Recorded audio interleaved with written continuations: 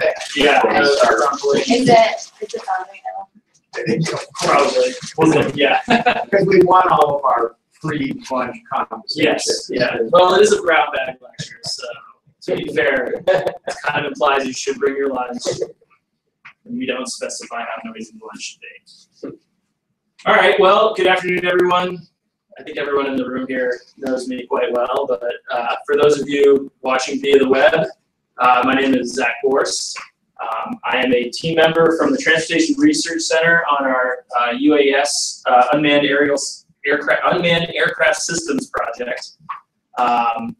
And today we're going to talk primarily about our kind of transition from our first US DOT grant and then moving into the decision support role that we're kind of trying to find for the UAS. So we'll talk, I'll cover kind of the breadth of UAS operations to begin with, and then focus on a recent case study, which was the flooding in Plainfield that we got to fly July 19th.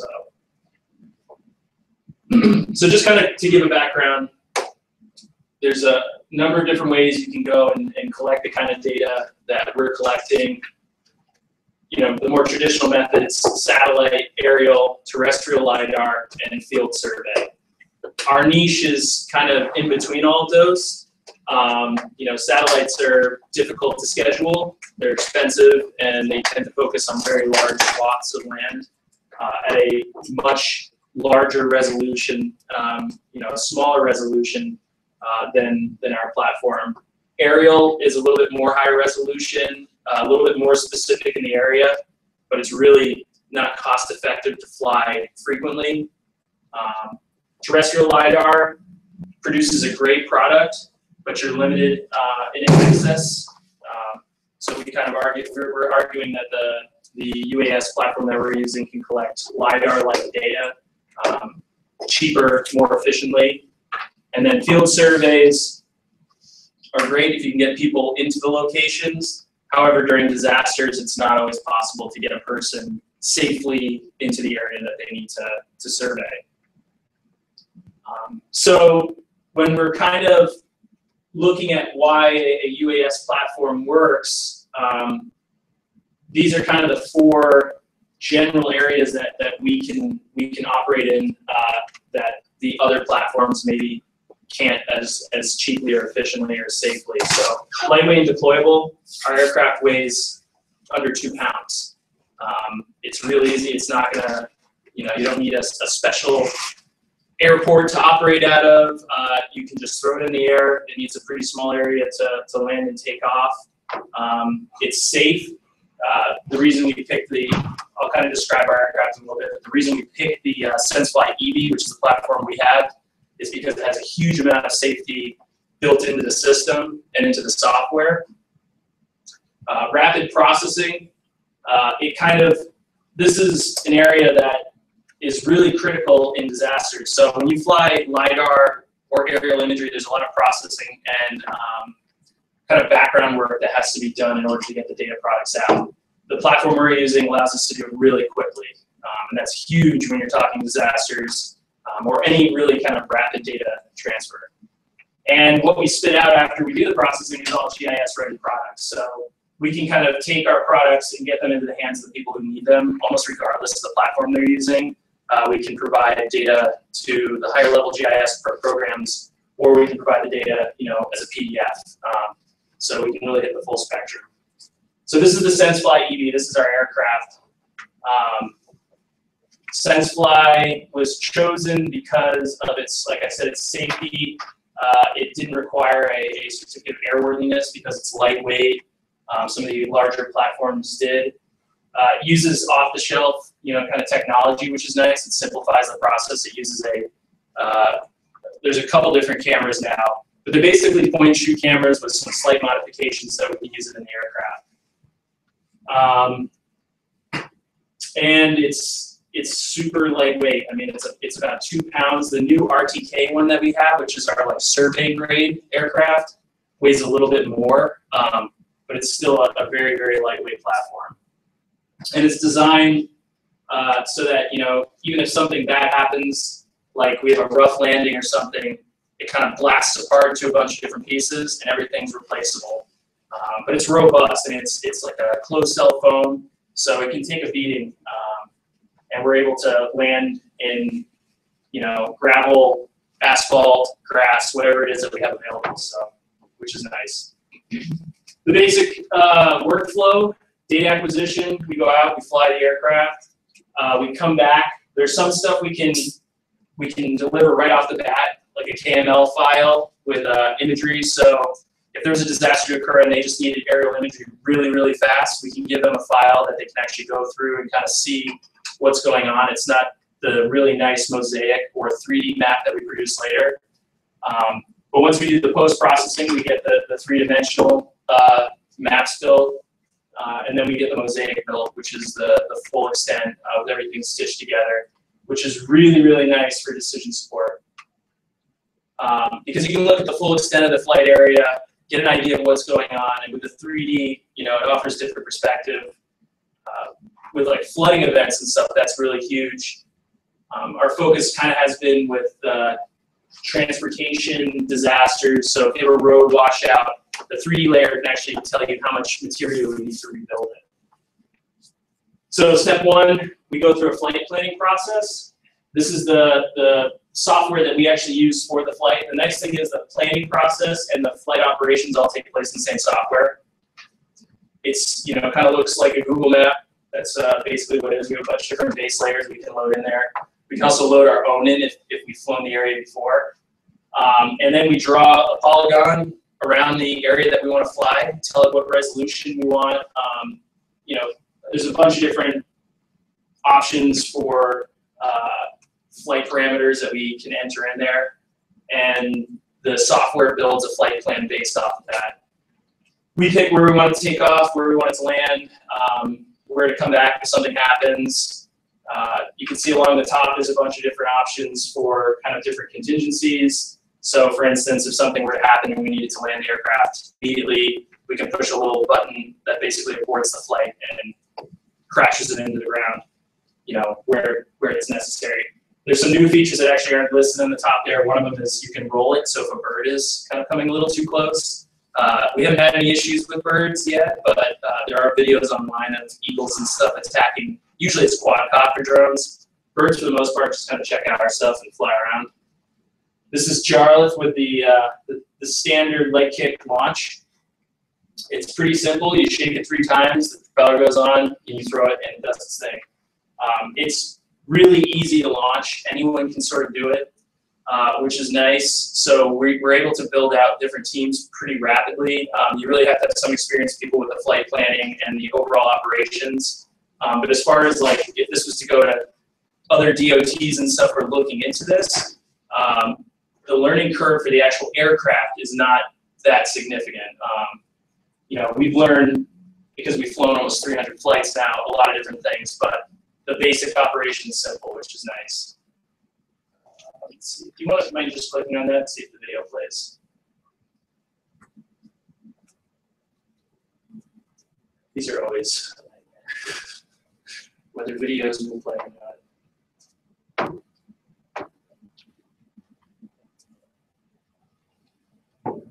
All right, don't worry about it. We'll move on. So once the aircraft is up and flying around, we're monitoring it visually using spotters. We always have at least one spotter who's usually at the launch site, and if we need to kind of extend that reach, we can put spotters at strategic locations to watch it. And then through telemetry, we know where the aircraft is at all times, what it's doing. We can make sure battery life is good, that the wind speeds are good, elevation, we're not having any sort of issues in flight. And we don't fly it manually, it's the computer flies it. We tell it what to do so we can send updates to the aircraft as it's doing its mission. You mind clicking on that? This mouse seems to.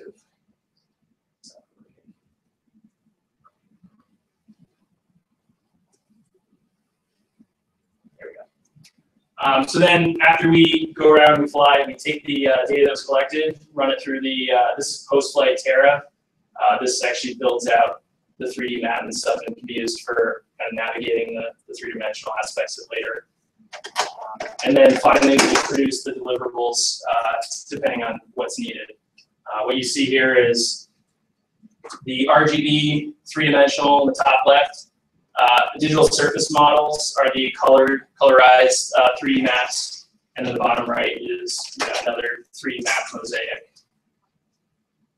So just as a kind of comparison, this is kind of standard. If you were to go online and look at a base map, this is probably the higher resolution that you're going to see, especially in Vermont, where we're not collecting data that often through the satellite imagery. It's fairly low resolution as compared to what we're collecting with the EV, which is really high resolution. Here's an example of a 3D. What you see here is actually, it's not solid. They're points that are assigned in RGB color, basically.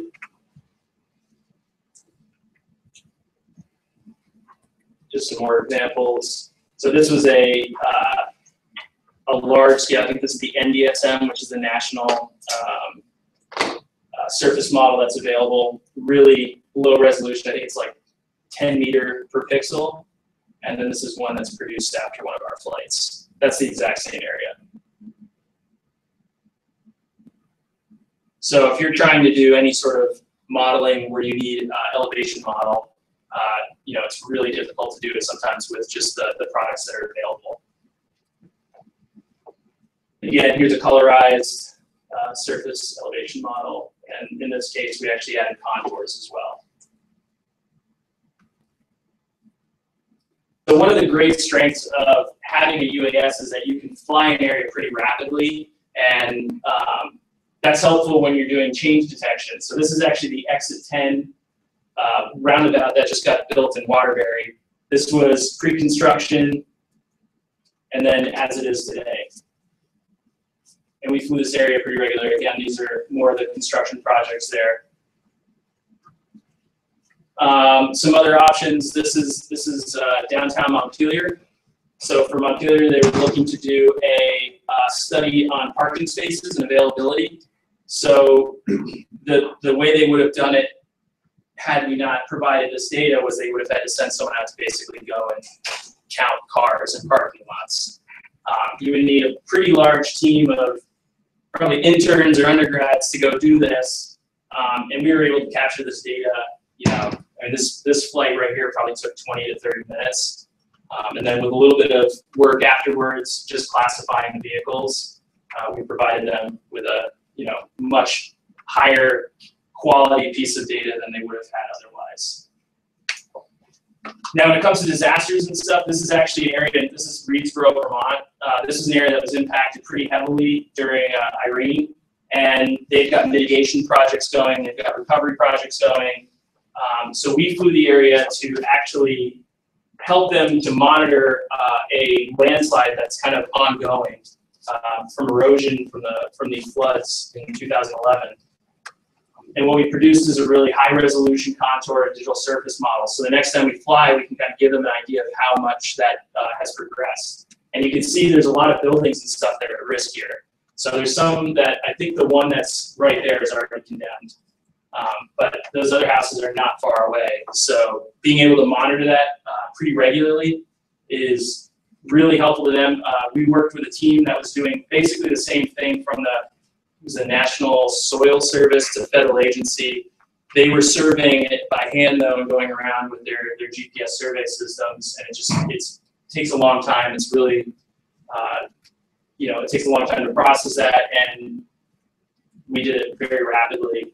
And as you can see here, this is actually cross sections down here, so you can see the different how the elevation changes through it, and these can be compared later on when we do more flights. So our process, we've got a really solid system that we start out with. We've got personnel that are highly experienced now in flights. We've got close to 300 flights. Checklists, we try to follow like an FAA model for flights. So we have pre-flight checklists. We checklist for equipment to make sure that we always have the standard equipment. All this stuff ensures that we're prepared and that we're capable of flying safely. All of our hardware is very robust. We have backups for everything. And then the experience, you can't beat experience. And we like to think that we probably have, as far as civilian flight, teams, a substantial amount of experience, compared to many of our peers who are in the field. We're more flexible, I think, than a lot of the other projects out there. We're kind of getting to test a bunch of different things, which has allowed us to go out and fly really, it's constant, which is really nice. Let's go over that. So just some other, kind of projects that we've been working on. This is UVM. You might recognize the central campus. The shoebox dorms are still there. So we provided this information to the construction planning. They can use this for a number of different things. So there's some transportation planning issues because they had to close a bunch of roads. They had to shut down a bunch of pathways. They've got to calculate how they're going to, manage foot traffic and everything else during the school year. So this data is really helpful for that. It's also helpful to the construction planners. They can monitor compliancy with environmental issues. They have this kind of record of the campus now that you couldn't really have otherwise, which is kind of cool. So our data is really multi-use. It can be, once we produce it, it can be used for a lot of different functions, not just transportation, even though that's our focus. Again, here's resolution from the ArcGIS base map, and then compared to what we collected when we went flying. Just some more comparisons. So just to show kind of the different qualities of resolution. So this is the Morrisville truck route that was just created a couple years ago. You can see how kind of high quality the imagery is. You can almost read stop on the stop sign. But what you'll also see is that, when people are kind of concerned about privacy, you're not really at the level where, you could identify things like a person standing there, unless you really recognize the top of someone's head. So this platform is not really capable of kind of some of the concerns that people have. This is really a mapping grade piece of equipment. That's what it's designed for. We don't stream video or anything like that. This is really designed to produce quality data. And we have the ability to kind of, you can see really how specific an area that we're flying, which is really nice. We identify where we want to collect the imagery. So there's no need to kind of wastefully collect imagery and fly around just filling batteries. We generally plan it very specific for that area. And this is the before and after of the project. It hasn't obviously been completed at this point, but just to show you the usefulness of kind of collecting stuff over time. And in this area, we were able to collect and compare some stuff with LiDAR. So you have a large pile here that we kind of scanned, and you can see the 3D measurements there. But so again, here's some more disaster-related imagery. This is compared to the ARC base map imagery, and the right-hand side is the SenseFly EV imagery. We flew this, again, it was an Irene-related disaster site, and the town was looking for some high-resolution imagery. This we actually focused more on the mosaic, so they just had a giant image of the area that's been affected. So in future disasters, they have something to look back on. So again, to compare stuff to the LiDAR, this is the LiDAR, terrestrial LiDAR system that's pretty commonly used. It's limited by where it can be, obviously, because you have to have a stable location that has a good kind of view shed of what it's scanning. In this case, we scanned a large debris pile and then compared the data. We also did, this is in Shelburne, this is a manure pit that we put the scanner in. And you can see the two different pieces of data. And so the UAV is the lighter blue and the terrestrial LiDAR is the darker blue. And the data it's very, very close. So when you're talking about acquisition costs, to buy a terrestrial LiDAR is really, really expensive. A good system can be in the hundreds of thousands of dollars, whereas a UAV platform that's capable of the same thing, you're talking, $100,000 or less kind of as an entry level, which is really nice. And when you're getting comparable accuracy, that makes it a pretty easy sell. Our new system's even more accurate. We haven't really compared, I think, the LiDAR. We have a project working with CEM, our SEMS right now, looking at watersheds, and we're comparing their terrestrial data to our UAV data. Can you mind going back to the comparison? Yeah. The pictures. And then the other ones. Yeah, so what you see here, this is the point cloud that's produced by the LiDAR. There's no, they didn't add the RGB component, so what you're seeing is basically just the data points. And on the right-hand side, it's essentially the same thing, but with the colorized points. The one on the left is actually a digital surface model, so it's True, stitching okay, all the yeah. points together. I should also, Noah is from the Spatial Analysis Lab. He largely focuses, or he's one of, I would say, more technically knowledgeable of the back end, the kind of processing stuff than I am. So I'll probably have him comment on some of this stuff. But yeah, I don't know if you want to touch on, I forget what the percentage was, but it's very close. It was like a few percentages with an accuracy, right? Oh yeah, definitely within 5%. So the big, I think the focus that we want to kind of talk about today is a case study that we had on July 19th. So July 19th, as probably most people in here may remember, there was a lot of thunderstorms that went through the state, a lot of severe weather, and significant flooding. And unfortunately, the flooding occurred in a place that is prone to damage resulting from the flooding. So Barry, Plainfield, there were some issues in Waterbury, just an area that just gets punished, it seems,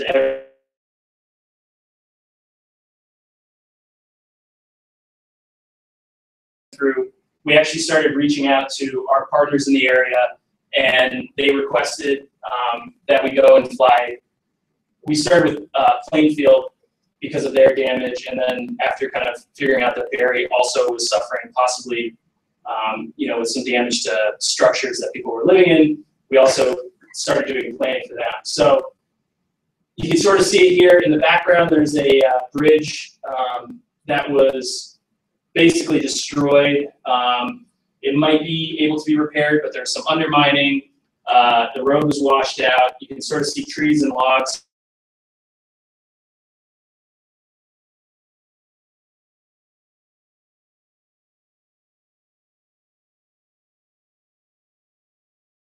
And see things like this, but you don't know what's going on behind the trees or the full extent of the flooded area.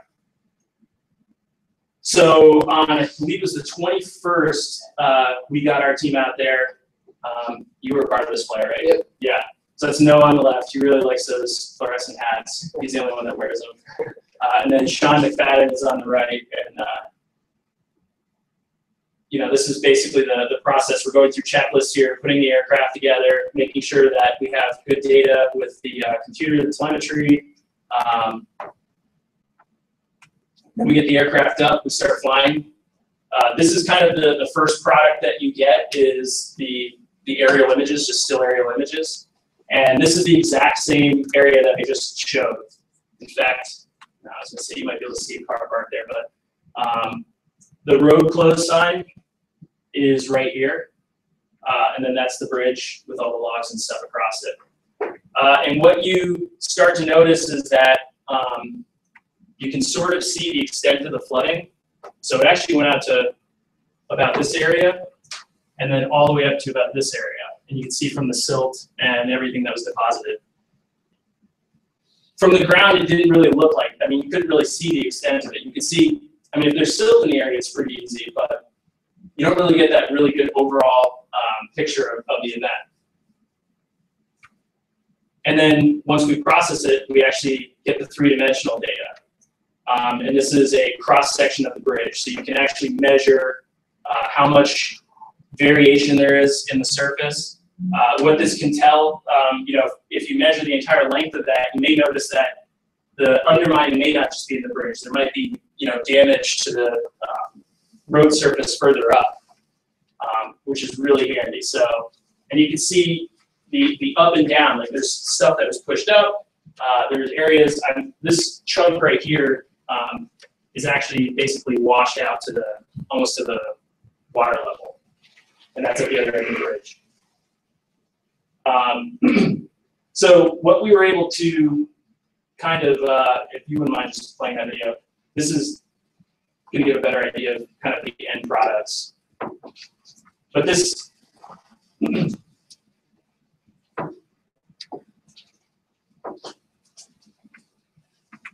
there's some cheesy music that goes along with it.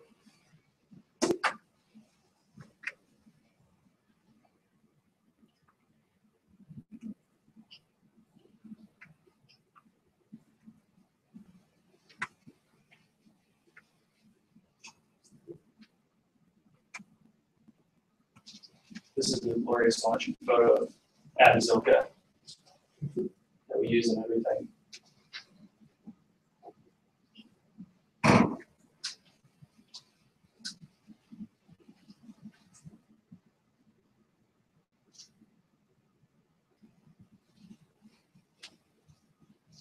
So from the data, we were actually able to start pulling together some really important information, such as the path of the brook had changed.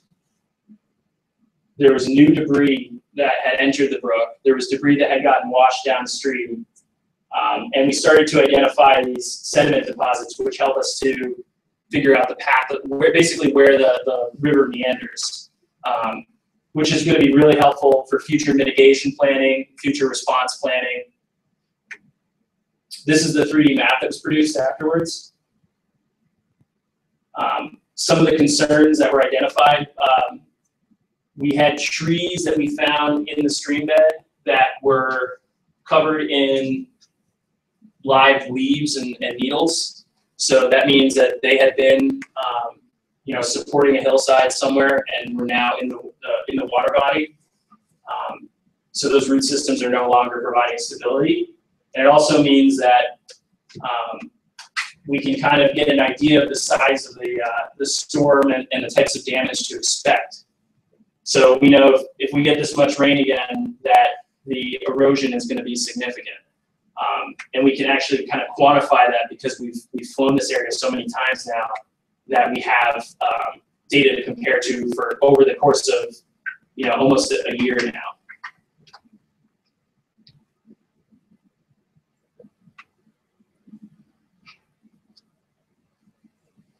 I would change our logo. You're now the unmanned aircraft systems team. All right, you can.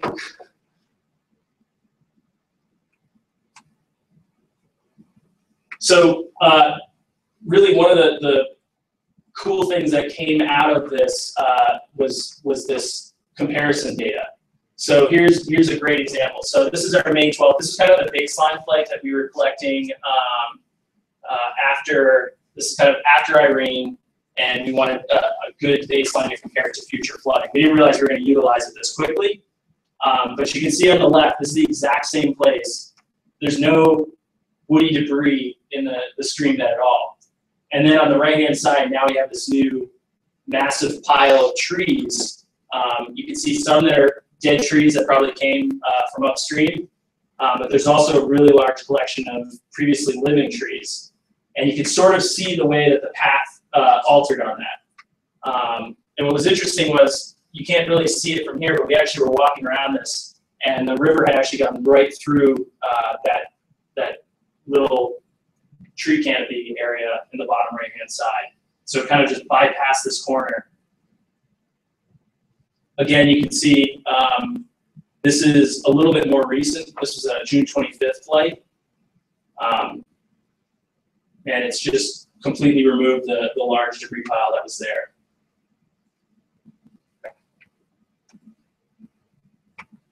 So the value in this information, we're actually working with the Agency of Natural Resources and VTrans. The impetus for this project was actually to identify woody debris in the original channel, because they want to figure out, if there's another Irene or another significant flooding event, what does that debris actually impact? Is it a positive impact? Because in some cases, it can slow down water, provides friction, it catches stuff. Or is it a negative impact, you know, when the huge plow goes downstream and just pummels a bridge like it did in Plainfield, or blocks up a pathway, which it also did in Plainfield. And what we were able to do is compare I think it was all based off the May 15th flight, right? May 12th. May 12th, yeah. Actually, maybe you can talk to this better than I can.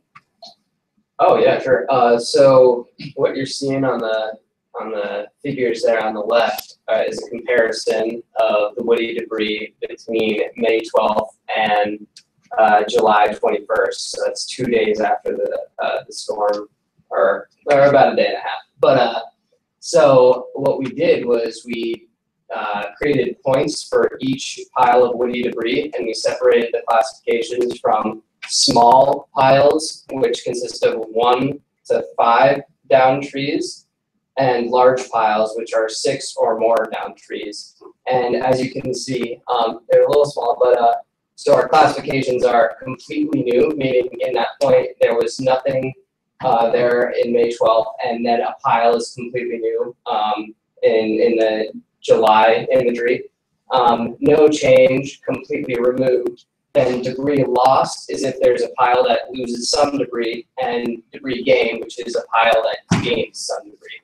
So what we found was in the small piles, pretty much there were tons and tons of completely removed small piles and completely new. So there was a lot of shifting between woody debris and in the smaller piles. And the larger piles, there, as you can imagine, there were fewer of them, but there, if you can see at the top, there's 8 completely new large piles, which is pretty substantial considering there's a tiny bridge right downstream from it, and a lot of no change as well. So maybe that could be contributing to what you were alluding to earlier, that these large debris piles can actually catch some debris, which would be, I guess the debris gained is only 1 there, so it maybe not as much of that, but yeah. So yeah, we don't. I mean, the reason that the project was started was trying to understand that relationship, because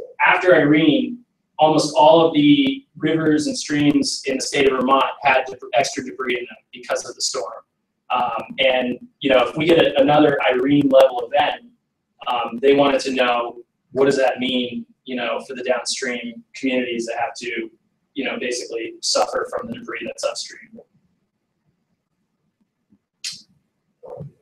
So the other good thing that came out of this is actually the imagery is being used by the town of Plainfield. They're gonna seek some assistance with mitigation projects, and the imagery is gonna help them to kind of, with their argument, you know, that they need some financial assistance to mitigate future flooding risks.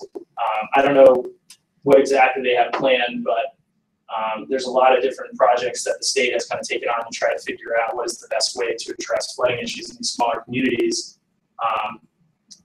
And having that information, you know, helps the community to kind of, you know, take the initiative to go get the funding. It'll also help with whoever's responsible for planning that process, because now they can identify areas that are maybe at more risk within the stream than kind of the previous method of having someone kind of walk around and survey it by hand. So the future kind of planning, I mean, I guess the future of this project is, you know, we're going to go fly more of these stream beds and try to collect more temporal data so that we can keep comparing and figuring out what's going on with these stream beds.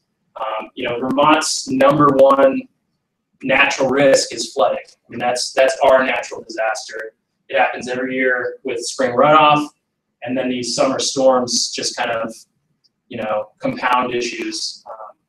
So by collecting this data, we're able to help long-term with planning on how to mitigate this stuff, but also during a disaster, you know, we can collect this imagery and immediately give it to the decision makers. In this case, it was pretty short-lived. We gave all the information to the community, to the emergency management agency, but it wasn't. It didn't actually reach federal disaster levels, unfortunately, for those communities. So it's going to stay largely local.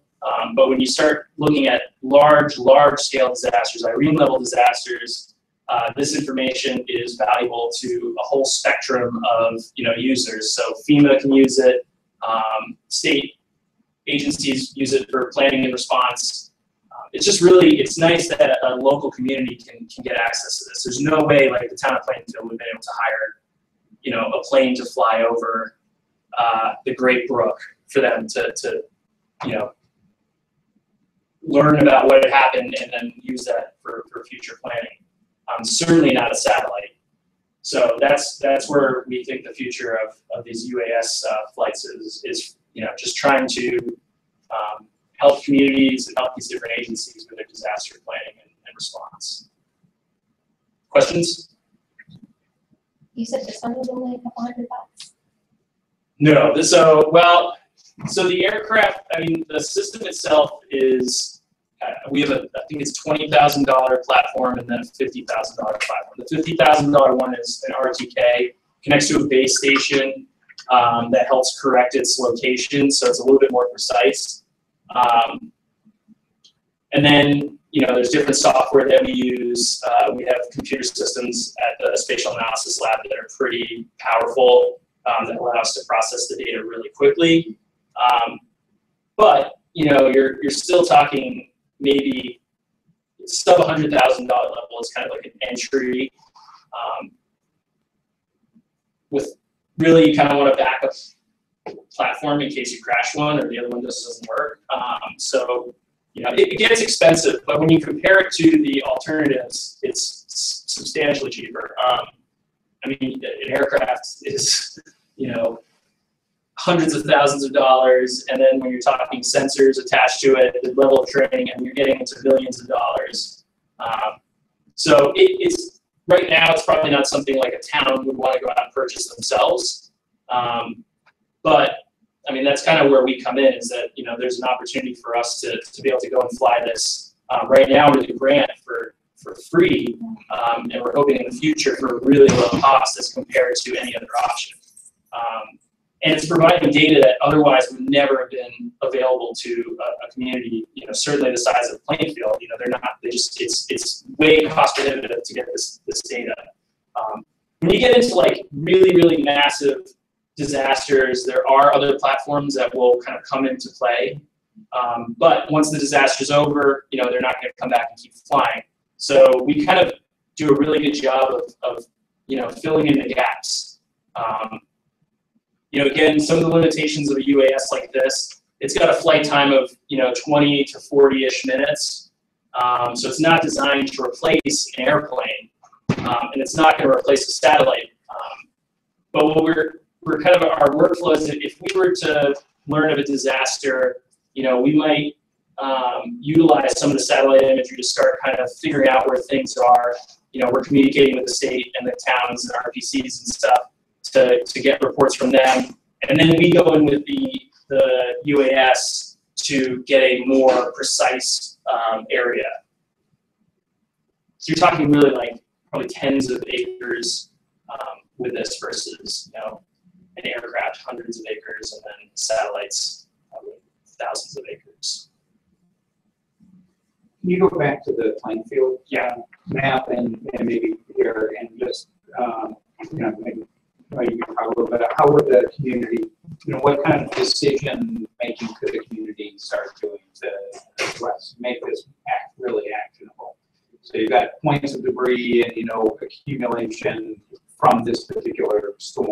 So, right, I think that this analysis is kind of in its nascency, and we're using it to understand what the capabilities of debris mapping are. Our resolution, which is around 3 centimeters, is probably one of the first kinds of imagery that can actually conduct this analysis. So this is a really proof of concept, as well as a lot of people who are interested in the geomorphology of streams are really interested in this data and to develop conclusions from this. To be honest, I'm not quite sure what kind of actionable decisions are being made with this currently, but as you can see, we have a huge amount of debris that's getting washed downstream, and so we're kind of looking more at trends instead of looking more at the actual numbers here. So you can see, especially when huge woody debris pile that's much taller than myself. I think we don't have a picture up here, but yeah. There's one of me standing next to a pile that is just gigantic. And I mean, I think this is just kind of really showing that. I think it was this pile, yeah. Just showing how damaging these trees can be, especially when one day they're there and the next day they're trying to get past a bridge. And I think the response that a lot of communities had after Irene was they wanted the debris out of the waterway, and they want to dredge the waterway so that there's, I guess it's easier to flow. We went and we rip-wrapped all the sides of these streams to kind of reinforce them, not really knowing what that's going to do in the future. So, I mean, it was a great response to get the roads back open and to kind of immediately mitigate the damage. But by now flying these areas repeatedly over the course of time, we're going to better understand what the impact of those types of reactions are. Because we may find that you don't actually want to go through and start dredging stuff. You may not want to start reinforcing things because those may not have effects right in that community, but now the town downstream, by rip-wrapping all of the side of the stream, you've accelerated it downstream. So now you have a problem in another community. So trying to figure out how do we engineer, our way out of these disasters. I think in some cases, what this data will be helpful in is, with being able to map the meandering of the streams when you're talking about buyouts and these other, options post-disaster and using mitigation funding. It's going to make it an easier sell if you can show that the stream is going to continue to go back and forth through this area. It's not a good idea to rebuild here. I think this is kind of one of those things, like he said, this is a proof of concept. Only time is going to tell really what we learned from this. But the Agency of Natural Resources and Vermont's Agency of Transportation are both really interested in this data because they, Vermont is prone to flooding, especially in these smaller stream beds. So the more information we have, the better response we'll have in the future. And in this case, we were somewhat fortunate that the damage to the roads was fairly minimal. The worst damage was definitely in this bridge right downtown Plainfield. So we kind of got a good taste of a disaster without it being, a really widespread. So we can kind of really focus on Plainfield to test this. But this does kind of prove that in a larger disaster, we can quickly capture this data, and we're mobile. I mean, we can. It doesn't take an airport for us to launch our UAS. So in this case, we were able to focus on two communities. Actually, we also flew in Barry, which had more flooding. It wasn't as much of this type of damage. They had just a lot of silt deposits in this one neighborhood that required pretty extensive muckouts. Actually, Jacob got to go in with a volunteer group that we're a part of and physically dig out some of those houses. So one of the advantages here is to have imagery that's going to give us this level of resolution and information at time intervals much closer together, pre and post disaster. So this is not just about finding after disasters. This is creating new baselines and starting to measure just normal activity versus disaster level activity. Yeah, and some of the other areas we've flown are similar, similar kind of layout as this. I mean, it's a most of Vermont's small towns are built in valleys, and their transportation systems are built along brooks and rivers because those are the flat, accessible areas. So the stuff that we learned from this can be applied statewide. We're trying to hit the really high-risk areas so that we have that data ahead of time, and then we can do the comparison afterwards. Plainfield and central Vermont, these areas just seem to be constantly, under a deluge. And one of the interesting things is, we were able to kind of talk to some of the locals and get that, local perspective. They were really interested in the data as well, which is really nice. I mean, that's what we're trying to go at. We're also trying to advocate for this technology, and I think there's a lot of concerns that people, are nervous about this, but the community members that we've met with are actually really excited because this is information that they wouldn't have had in any other, it just wouldn't have happened otherwise. So we can kind of give them some info that they can, be empowered by and go and talk to their delegation and their communities to figure out how do they resolve this in the future. So people were really excited about it. Also, I just want to add that Zach mentioned this earlier with the volumetric analysis, but if there are, God forbid, roads that do erode and collapse into streams or rivers, we can then take the data, the 3D point cloud that we have, and estimate how much fill needs to be used to rebuild that road. And if we can get it as close to as we're saying here, I mean, that can save a lot of time and a lot of money in a rapid response that needs to happen yesterday. Yeah, I mean, when you're talking large disasters, you're competing with other states. There's a certain amount of material, and you're racing against time because people need to get to work, businesses need to reopen. I mean, these are all things that are pretty critical after a disaster. So the longer that the transportation infrastructure is out, that's huge economic impacts to the community, especially when you only have maybe a couple stores in your town. If that road isn't up and running, the stores are going to go out of business and people are going to start running out of stuff. So for rapid decision making when it comes to repairs, this is really useful. Plus, the alternative is sending people to kind of go and physically, walk these areas and survey them. And if you have multiple washouts along the route, you may not be able to even appreciate the amount of damage that's between the one that you can see and then the one you can see on the other side. So around the Killington area would be a really prime example. They had multiple washouts along multiple roads in that area. And of course, Roxbury was completely cut off for a certain amount of time.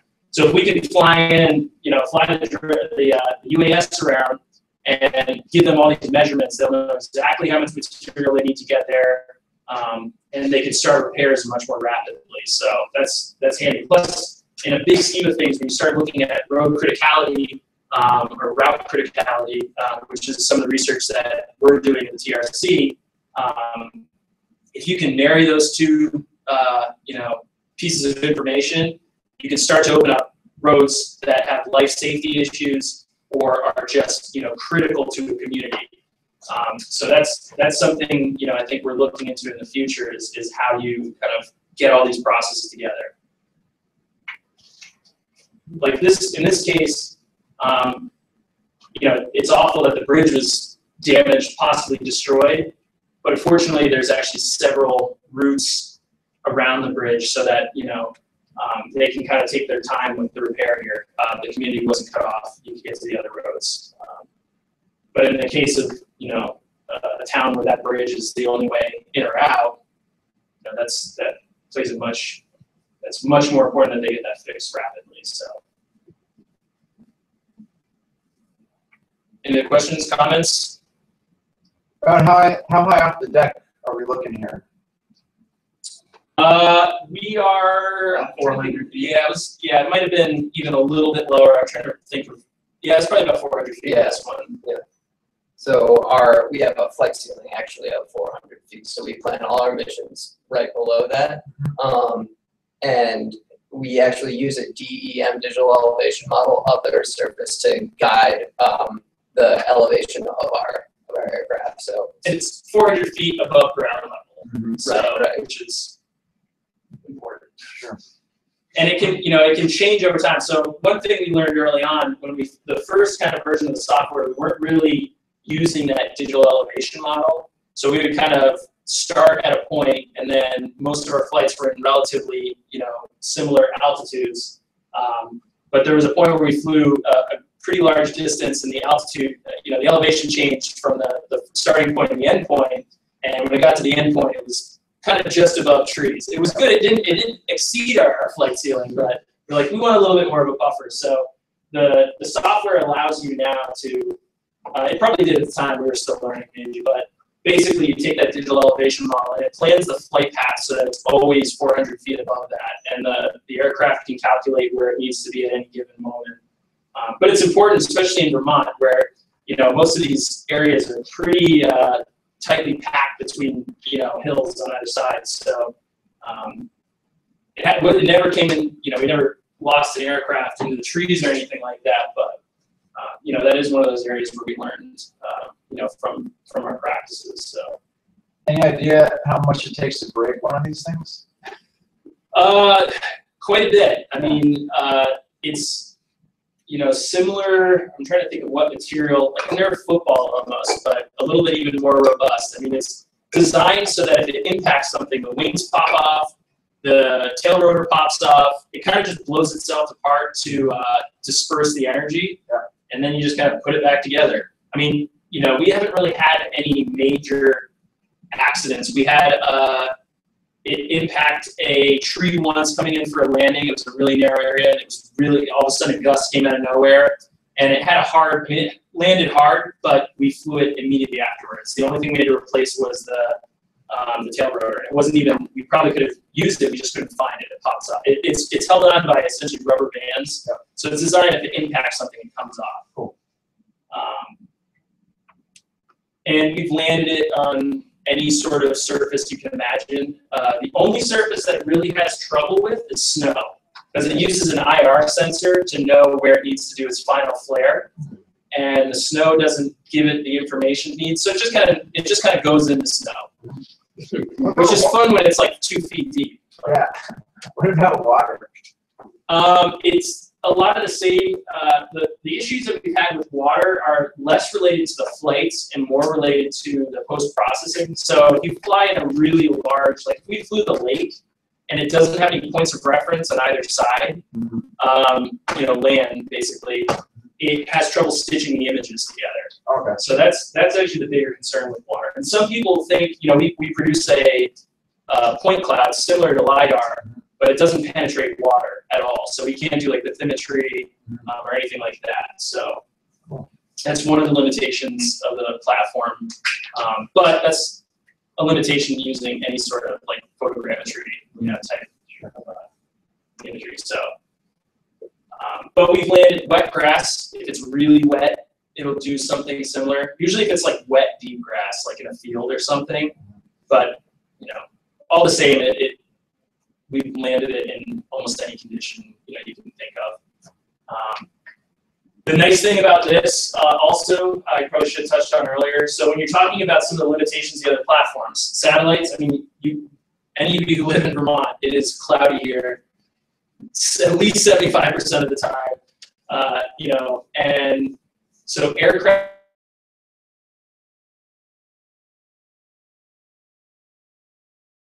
And if you're talking like a tropical system, those things can hang out for quite a while. We can fly under the clouds. We're flying at 400 feet. So, generally we're below the cloud base. And in many cases, it actually is better to fly during cloudy days. You don't get a lot of the shading that you do with a really sunny day. Actually, in this case, it was cloudy when we flew this on the 21st.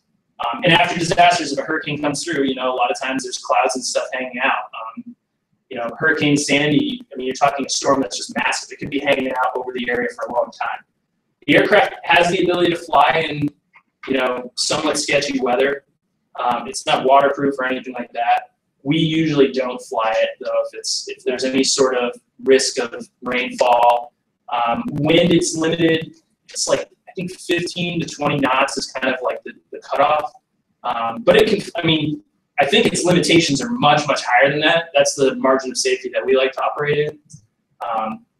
And the aircraft knows, like if it starts to sense that something's going, a little crazy, the wind's picked up or whatever, it alerts us and we can actually have it so it just comes home. So if, in some cases, we'll measure the wind. We kind of estimate what the wind is before we take off. But once you get to elevation, the wind can change pretty quickly, especially when you're in the valleys because you have wind channeling and everything else. So sometimes we get up and we're like, oh, maybe this isn't, has a greater day as we thought, and we just bring it home and land it. A couple things I also wanted to mention. Can operate in extremely cold and hot weather. We were out there probably one of the coldest days of winter. Yeah, actually, Yeah, it was not fun. It was great for like, minus yeah, 20 or something. yeah, it was very cool. But I think we were the only ones having trouble with that. Battery life, was fine, and we were able to complete our missions.